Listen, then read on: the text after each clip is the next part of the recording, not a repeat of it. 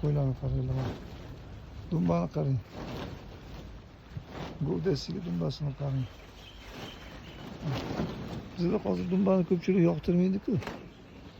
Vaholanki o'zi bu xato narsa, dumbani yoqtirmaslik. Lekin nima qilamiz endi? Odamlar baribir o'z bilganidan qolmaydi. Immunitetini ko'taradi. Shamollashga qarshi juda ham yaxshi vosita. Dumbasiz organizmda modda almashinuvi yaxshi bo'lmaydi.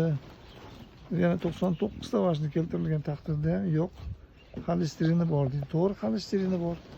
Lekin xolesterin xususida ham ma'lumot o'ta tor va sayoz.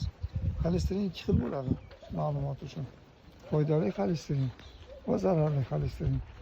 Qo'y go'shti va dumbasida aynan o'sha organizm uchun, ya'ni inson jasadi uchun foydali bo'lgan, uni qon tomirlarini, devorlarini mustahkamlaydigan ijobiy xolesterin bor.